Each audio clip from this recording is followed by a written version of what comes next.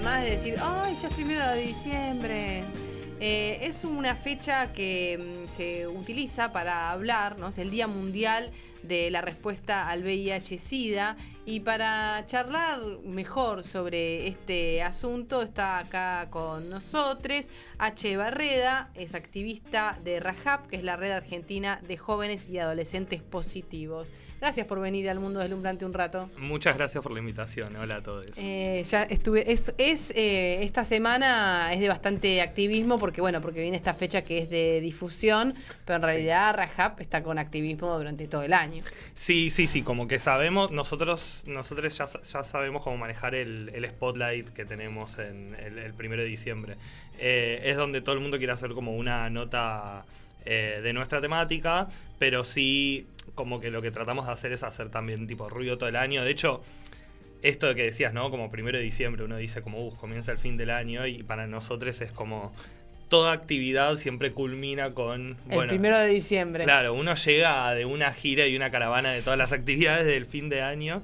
Entonces, sí, y RAJAP lo que hace en términos de actividades son actividades de contención. Tenemos reuniones de pares, somos una red de personas de entre 14 y 30 años con un enfoque muy fuerte de juventud, exclusiva de personas que vivimos con VIH.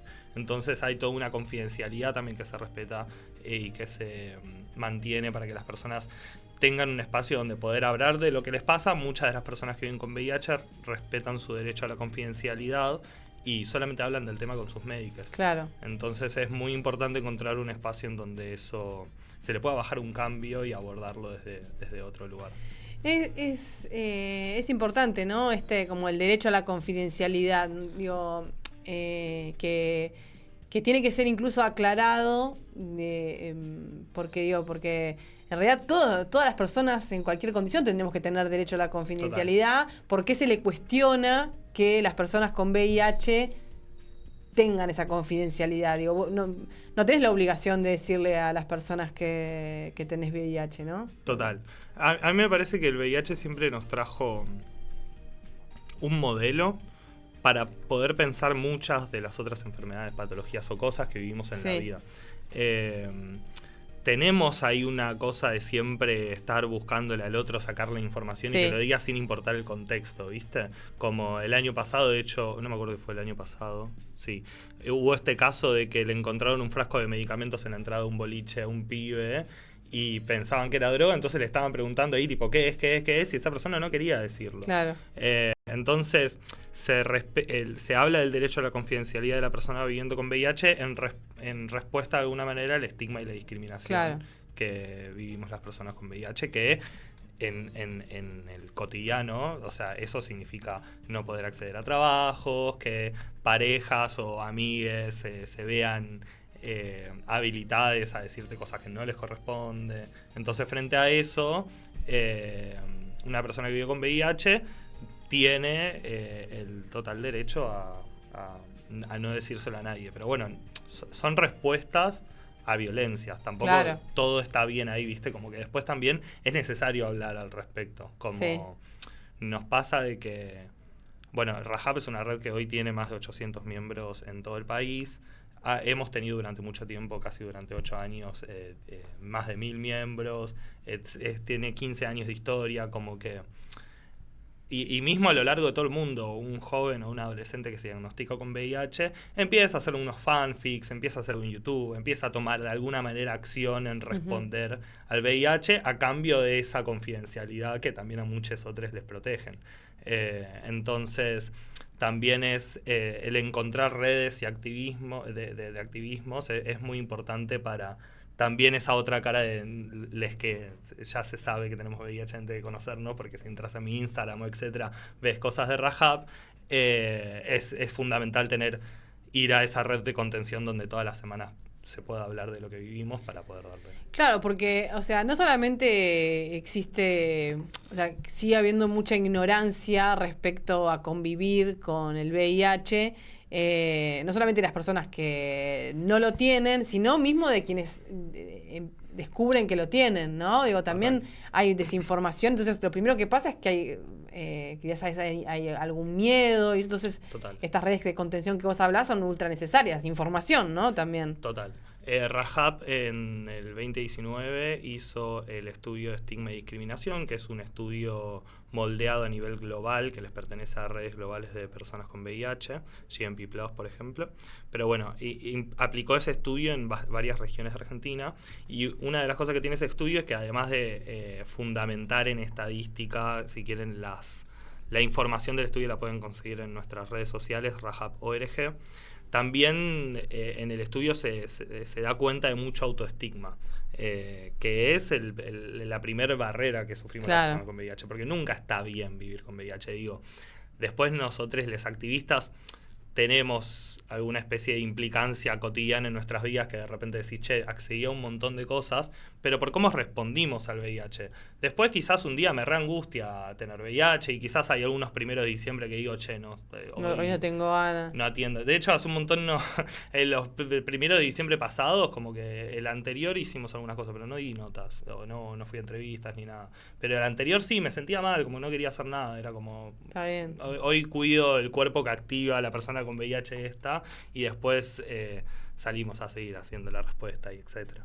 Porque, de hecho, por ejemplo, este 1 de diciembre también empezamos a llamar a muchas empresas privadas que tienen ganas de hacer algún tipo de sensibilización y capacitación al respecto del 1 de diciembre y dijimos, che, bueno, esto, incluso muchas empresas que tienen disponibilidad de alguna manera abonar el taller y etcétera, implica recursos para nuestra organización y es otra cosa que no es lo que siempre estábamos acostumbrados a hacer. Claro. Que tenía que ver con hacer actividades en la calle, como hay que escuchar también qué nos pide el contexto, cuáles son las necesidades, como no todo tiene que ser siempre, es un mensaje para las personas con VIH, todo tiene que ser siempre ir a poner el cuerpo a como de lugar. Claro. Como hay que cuidar primero también ese cuerpo.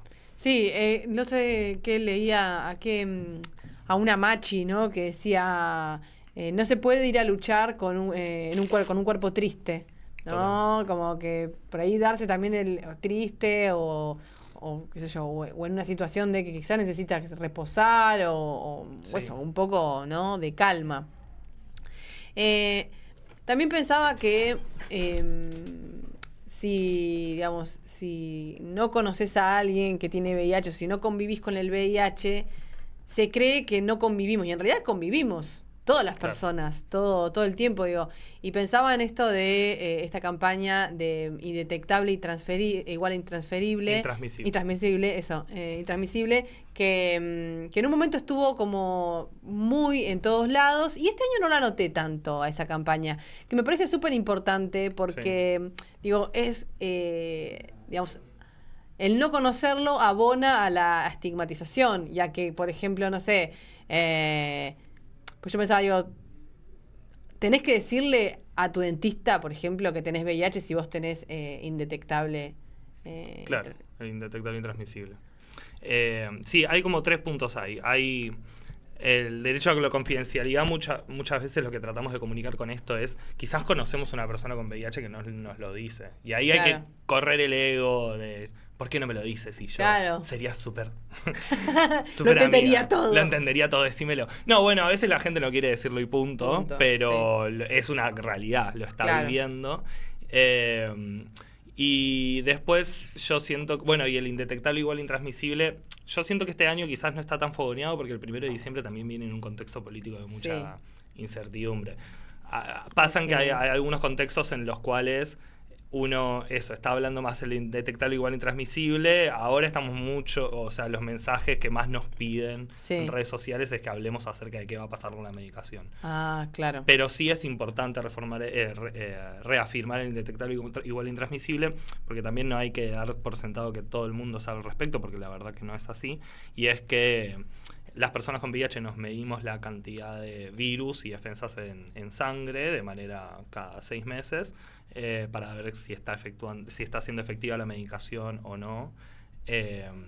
y cómo está nuestro estado de salud en general, cuando la cantidad de virus es tan pequeña que la máquina no lo detecta, se habla del indetectable. O sea, no estoy curada de alguna manera porque el virus se guarda en algunos reservorios del cuerpo, y después cuando yo no tomo la medicación puede volver a reproducirse, pero no hay acción del virus en mi sangre y en mi cuerpo, por lo tanto no hay posibilidad de que yo lo transmita a otra persona tampoco.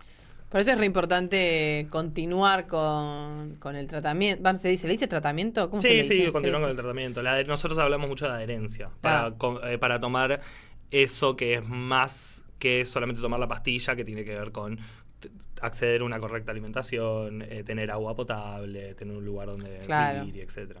Claro. Y también estaba leyendo que como que hay de muchas personas que conviven con VIH y que no lo saben, y que esa es una problemática que hay, ¿no? Sí, es menos del 30%, o sea, era el 30% cuando yo estaba re atento a las estadísticas en Argentina, ahora creo que está un poquito más bajo.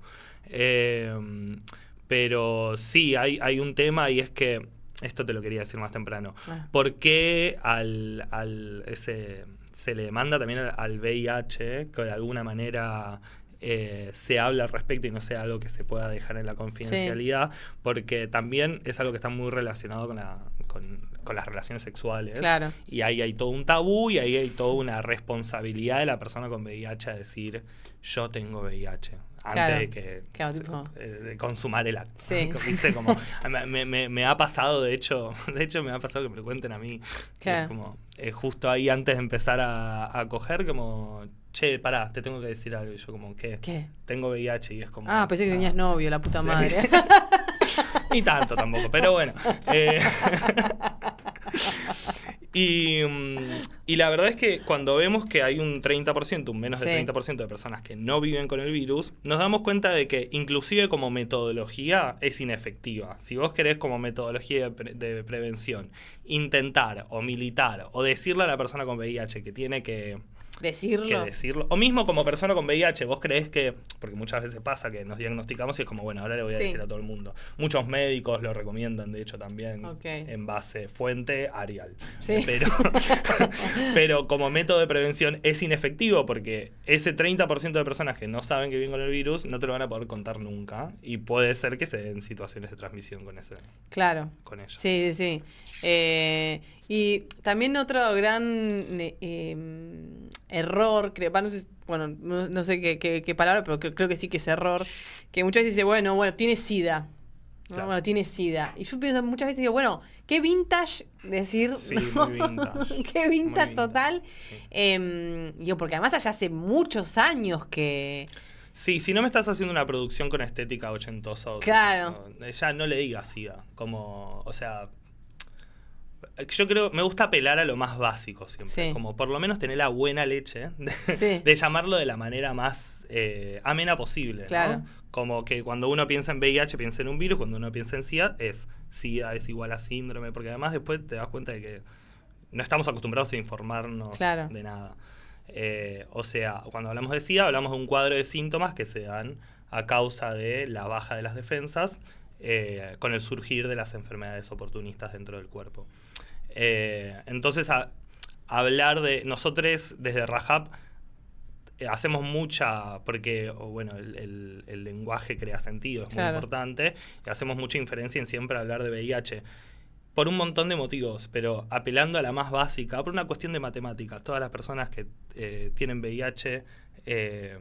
todas las personas que están en cuadros de SIDA tienen VIH, todas las personas que tienen VIH no están necesariamente en cuadros de SIDA, entonces es el término más abarcativo, resume más las cosas, son menos siglas, como qué más motivos para decir VIH y no SIDA. Claro. Y ni hablar, de todo el estigma que viene representado eso por lo que eran las producciones y las comunicaciones en la pandemia temprana. Sí. También pensaba en esto de como del derecho a la privacidad, que debe haber también como un plus de morbo, ¿no? También en tipo en la historia, ¿no? Entonces eso también creo que puede como contribuir a la estigmatización. Y me surgía la pregunta de qué onda las ficciones Porque viste que la ficción o la cultura es una buena manera de poner temas en el tapete, ¿no? A veces mucho más que un noticiero. La mejor manera. Sí. ¿Y qué onda las ficciones? ¿Ves ficciones que te han conmovido, que te parece que están piolas? Sí. Vi pocas porque el tema un poco ya me satura. Claro. Pero debo decir, hay un buen abordaje en las ficciones que están saliendo últimamente los últimos años. Vi la de Elite la vi como... La única crítica que tengo es que me quedó con sabor a más porque me gustó ese abordaje totalmente indirecto y sin sentido, ¿viste? Como era una situación más dentro de la construcción de ese personaje, pero no era la principal, ni la trama, ni todo iba alrededor de eso. Después hay un montón de otros, no sé, se me ocurren títulos, pero después no estoy seguro porque en verdad no los vi. Claro. Pero lo que sí puedo asegurar es que, y esto es algo que de hecho lo entendemos como Rajab, es que siempre el arte va a ser la mejor forma de posicionar y intentar traer estos temas a ponerlos sobre la mesa. Mucho más para mí, esto es una opinión personal, pero mucho más efectivo que la política, que la ciencia, el arte comunica de una manera que genera empatía automáticamente. Nosotros desde Rajab, por ejemplo, uno de los ciclos que producimos a lo largo del año se llama Descarga Viral, que es como nuestro espacio de diálogo de Les Raja Pérez con lesotres, ¿no? Pero con las personas que están interesadas en la agenda, que también son de la agenda de VIH, o simplemente gente que tiene ganas de formar parte y saber al respecto.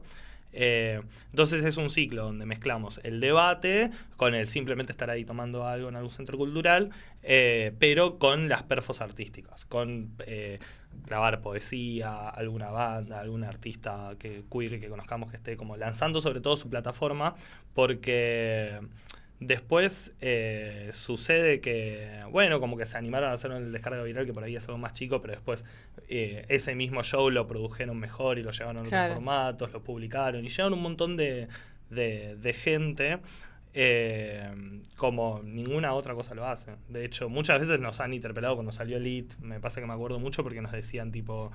en el ámbito más de activismo es como, che, Netflix saca una serie y todo el mundo está hablando de eso y nosotros trabajamos los 365 días del año y la verdad es que hay momentos en los que los posteos de activismo pueden ser muy buenos, pero no te llaman, no te generan engagement de ninguna manera.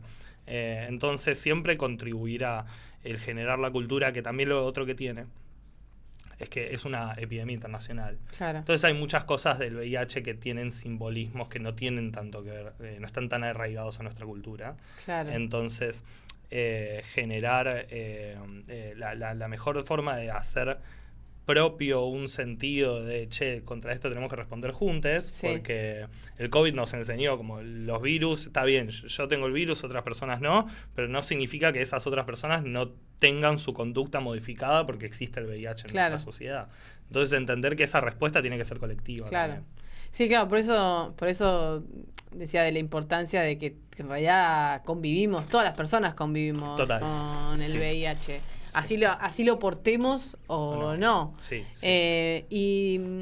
Y claro, ahora hay como toda como una movida más desde las redes sociales, pero y ya que decías lo de la medicación antes, pensaba en esto de si el Estado, cuánto el Estado está haciendo difusión o, digamos, bueno, sí, en estos días por supuesto que lo vi en todos lados, lo de testeate y qué sé yo, pero...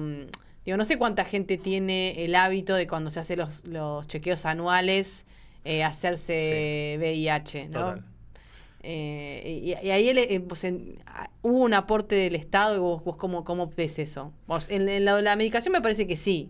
Pero... Sí, o sea, como que viste que el gobierno funciona un poco segmentadamente. Entonces, como todo lo que es política pública en VIH... tiene el primer desafío que es la medicación, que sí lo tiene muy bien abordado, pero no es un desafío fácil. Como que cuando terminan de resolver lo de la medicación, están bastante como agotados y sin recursos, pero la medicación es muy cara. Claro, puedo decir que cuando como acceder a esa medicación, decir que no es tan fácil. Claro, porque la medicación es cara, Sí. las compras tienen que ser mediante licitaciones públicas, o sea, hay mucho Estado en una compra internacional hacia un laboratorio. Los laboratorios tienen sus patentes que duran 20 años y te cambian el color de la pastilla y te la renuevan. Entonces cobran, te ponen el precio en base al desarrollo de tu país, como que también son re injustos con eso. Claro. Entonces hay toda una negociación ahí que ya en principio es muy difícil y que tiene que tener una gran carga de interés por la soberanía nacional, de decir como, bueno, en su momento Argentina existen estas metas de ONU-SIDA, que todos los países, bueno, la mayoría de los países adhirieron, que tenemos que llegar para el 2030 teníamos que llegar para el 2020, en verdad. Ahora para el 2025 tenemos que llegar al 95% de la población de las personas que viven con VIH testeadas, o sea, reducir esta brecha del 30% que hablábamos a 10, a 5. Que el 95% de esas personas estén en tratamiento, porque hoy igual estamos alrededor de un 60% de personas en tratamiento, y después que ese 95% de las personas en tratamiento estén indetectables. Claro. Argentina adhirió, como todos los países del mundo, pero en su momento, allá cerca del 2014 creo, o antes, firmó un cuarto 90, que era el 90% de las medicaciones con precios accesibles, porque es un desafío. Después lo que pasó, por ejemplo, en el 2018 hubo un faltante. El faltante del 2018 no era un gobierno diciendo, che, ustedes se van a comprar su medicación. Claro. El faltante del 2018 era un gobierno haciendo compras sin licitación pública, que no le alcanza la plata, entonces para comprar todas las medicaciones se da cuenta tarde y después se le complica la logística de distribución al país enorme que tenemos. Claro. Y eso que implica que personas, tanto acá como también en las provincias, tengan que movilizarse mucho tiempo, 5 veces al mes para buscar pastillas que tengan una bolsa 5, como mucha dificultad, que la principal consecuencia es la baja en la adherencia de las personas que vivimos con VIH. Pero no me acuerdo dónde iba la pregunta, dije tantas cosas. No, está bien, porque tenía que ver con cómo el Estado, digamos... cómo responde. Ese es el paso A. Como Sí. que después uno tiene que hablar del tema, o sea, abordar los determinantes sociales, que son los principales motivos por los cuales tenemos nuevas infecciones, o también los principales motivos por los cuales, por ejemplo, nacen niños todavía con VIH. Como hay países en los cuales no nace ningún niño con VIH. Pero, ¿por qué? Porque si la persona gestante está indetectable y está en tratamiento, no debería haber ninguna transmisión en ninguna de las 3 vías que, bueno, eso nos ponemos más técnicos. En Argentina nacen niños con VIH. ¿Y por qué? Porque la política pública tiene que reforzar en información, tiene que reforzar en compromiso. Porque esa persona gestante no sabe, Porque ejemplo. las personas gestantes no saben, no, lo peor, el médico tampoco. Claro. Como yo, mi primera actividad que hice como activista, el 1 de diciembre, de hecho hace 9 años, fue una encuesta a los estudiantes de último año de medicina de la facultad de la UBA, acá, que nos pusimos a encuestarlo mientras estudiaban. Tipo, nada, como, o sea, no pegaban una, y no sé, sin tirar mala onda, ¿no? Pero se habla muy poco del tema porque es muy específico. Uno tiene que hacer primero infectología y especialización y la residencia, atendiendo personas con VIH para que... Y entonces la campaña de información es muy importante, pero ya... No sé, para el año que viene hay problemas con la parte A, como que ya sabemos que probablemente van a haber dificultades logísticas con la distribución de medicamentos, por lo cual las redes son más importantes que nunca, porque ningún país del mundo se paga la medicación. Claro. O sea, lo estoy buscando, pero no encuentro ninguno, y estoy buscando bien. Claro, te metiste en esa tarea de investigación. Claro. Y, a ver, los países tienen o no tienen medicación. Claro. Si la tienen, la dan gratuita, y si no la tienen, Chile tiene el sistema de salud con vouchers y da la medicación gratuita. Y si no la tiene, no la tiene. Entonces ahí hay filantropía internacional, otro tipo de fondos, o simplemente, bueno, las personas no acceden, lo cual es terrible. Y esa es la parte B. Después vamos a la parte C, que tiene que ver con... A, B, C, lo enumeré todo yo. Tomen estas categorías como mías. Pero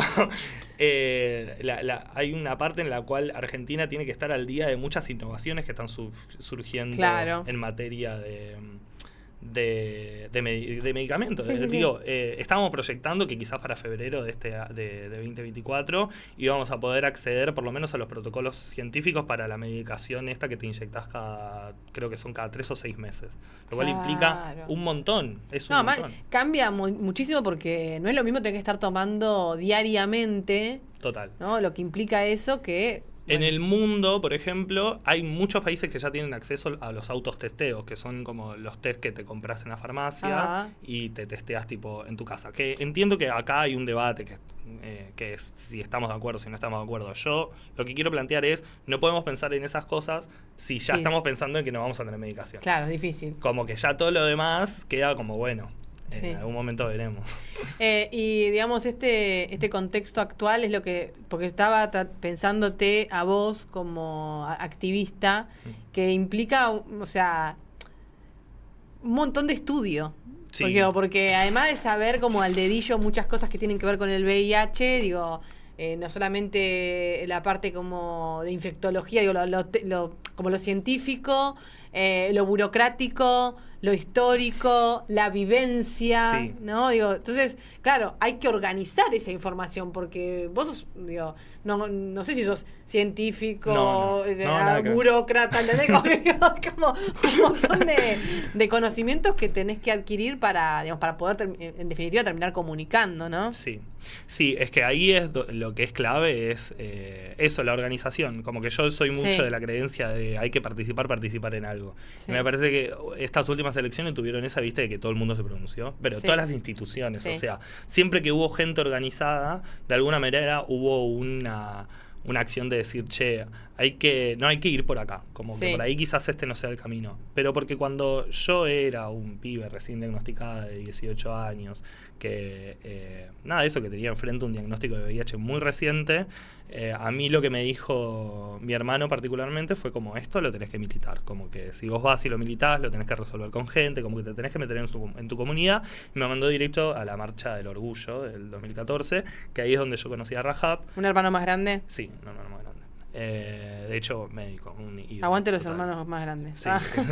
Sí, o sea, en mi caso yo puedo decir aguante los hermanos más grandes. En mi caso también, digo eso. Pero... Y ahí yo fui a la Marcha del Orgullo, conocí a Rahab, que estaba haciendo una actividad ahí, y ahí es donde yo pude entrar a conocer el por qué no me tenían que pasar por arriba, como en principio, porque después...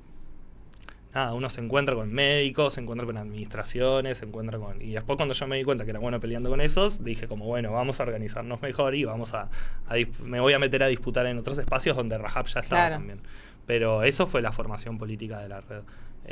Que yo le agradezco un montón, como a mí me formó mucho como activista y me dio muchas posibilidades para acceder a informaciones que vos decís son de ciencias duras, no son cosas fáciles de saber, pero es necesario saberla porque forman parte de una discusión que hay que darla con argumentos siempre. Eso. Como no hay, por más, yo sigo creyendo que por más de que las discusiones de índole política pública se están tornando mucho más sensacionalistas para el rating o para la emoción, yo creo que hay algo de la templanza que siempre la tenemos que mantener, y también de el hacerlo con argumentos, porque está bien, hay muchas personas que quieren ir en contra de nosotros y de hecho se están organizando nacional, internacionalmente, tiene sus fondos, sus capacitaciones, como eso existe, pero después hay mucha gente que no, que simplemente tiene diferentes métodos, y a esa es la gente que hay que llegar más que nunca. Claro. Sí. Pensaba también en Rahab y esta como segmentar también, ¿no? Digo, esto está bien que se puede acercar cualquiera y preguntar, ¿no? Si tiene alguna duda, no es que van a decir, no, tú ya te has pasado de la edad, vete de aquí.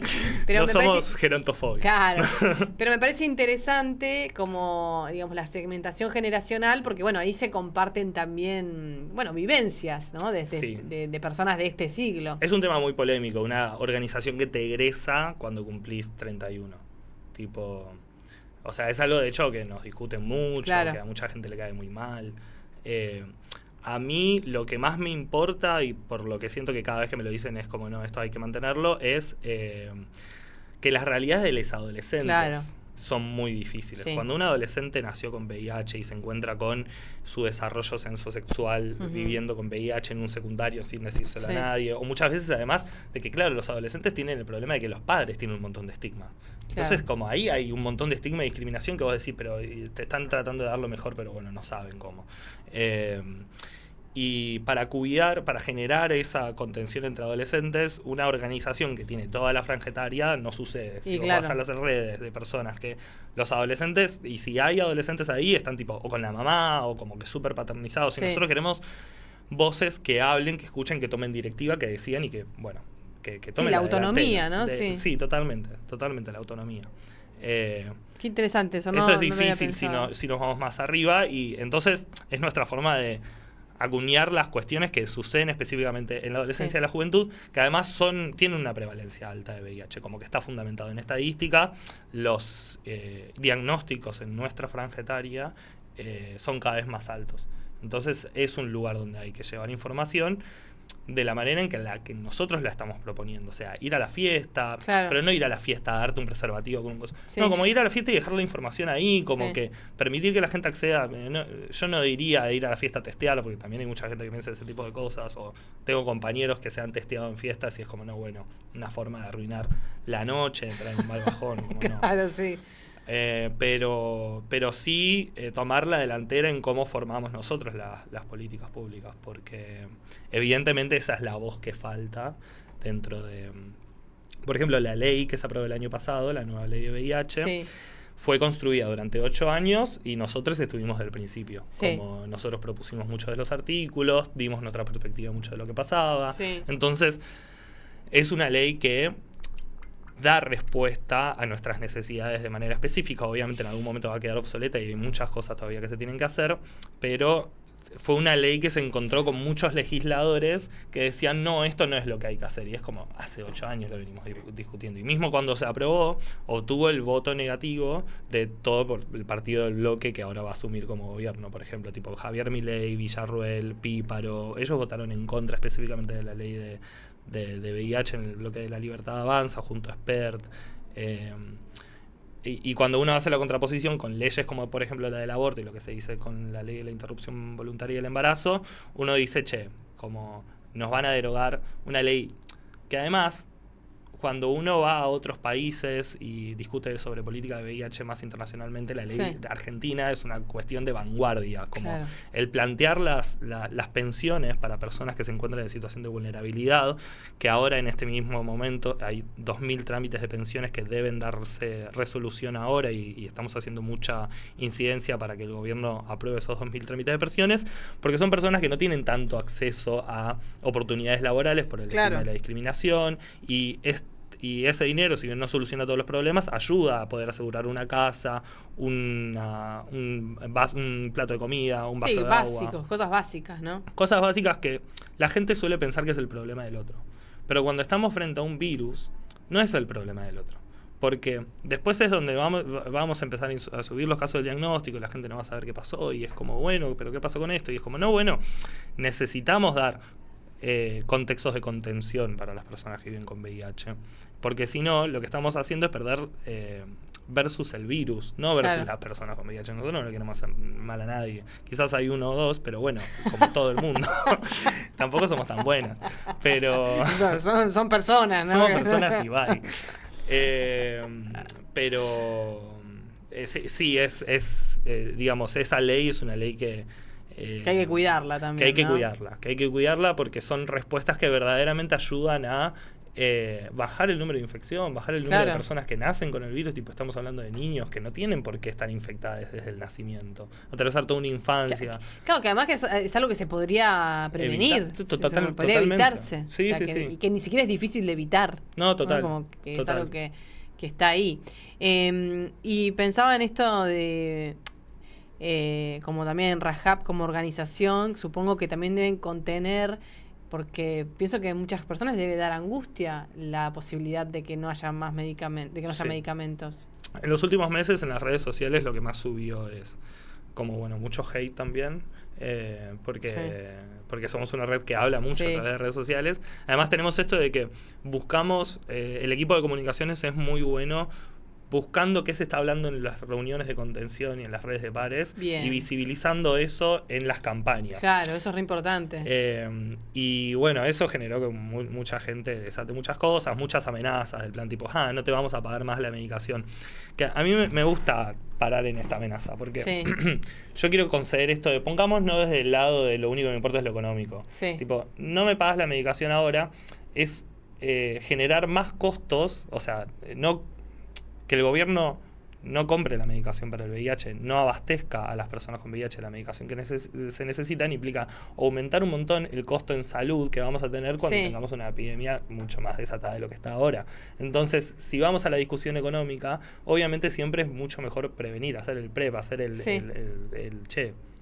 bueno, y ni hablar del cuidado de la persona con VIH. Pero bueno, aparte del hate, también lo otro que recibimos es estas angustias alrededor de la medicación, y lo que primero queremos transmitir es primero tranquilidad y después organización. Tranquilidad, o sea, si alguien le ocurre que, por ejemplo, igual hubieron unos faltantes esta semana, pero porque viste que el país medio que... Sí, enloqueció. Sí, como que de repente no sabíamos ya en qué gobierno estábamos, en qué año. Sí, porque ya empezó, ¿qué pasó? Claro. Sí. Y nada, bueno, se notifica y nosotros recibimos la notificación y actuamos en base a cómo se tiene que actuar con la Superintendencia de Salud, con el gobierno.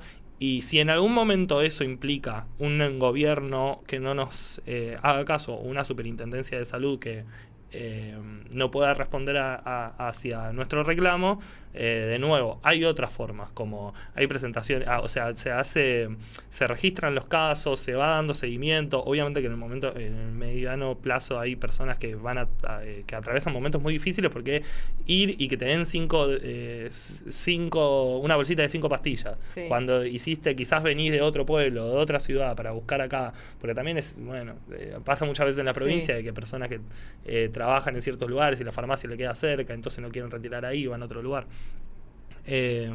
Esa realidad con organización se responde y se tiene que llegar a la Comisión Interamericana de Derechos Humanos, se llega hasta ahí, pero se hace con organización y con el registro de casos. Nadie está solo, nadie debe quedar a esa deriva de esto es un problema que se está atravesando individualmente. Como Rajab vamos a ser uno de los pilares, vamos a estar ahí para sostener que la respuesta es colectiva, inclusive con una mayoría que establece que debe ser individual. Nosotros no compramos ese verso porque ya se intentó y no funciona. Está buenísimo. Bueno, gracias, Sache, por venir acá en este día que tenés que tener el celular estallado. Y le convocamos a las personas a que pasen por el Instagram ahí de Rajab y tu propio Instagram personal, que es BRDA. Sí, HBRDA. Es como la abreviación de Barreda. Barreda Dalmau. Ok. Sí. Y Rajab ORG también. Rajab ORG, nuestra página web.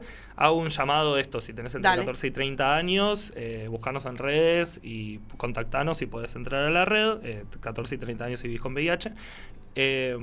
Si tenés alguna empresa que tenés ganas de hacer alguna capacitación interna, también contactanos, ya que con este motivo es una oportunidad para sensibilizar mucha gente, porque podés tener una empleada que viva con VIH y es necesario. Y también tenemos una campaña de recaudación de fondos para privados, o sea, que con un link de Mercado Pago, porque lo que nosotros hacemos no lo hace nadie y es necesario que se haga. Entonces queremos sumar a las personas que puedan colaborar con parte de nuestras actividades mediante esa campaña. Bueno, muchas gracias por el espacio, muy buena entrevista. Bueno, gracias. Gracias por venir y gracias por tu activismo, que está buenísimo y es súper necesario.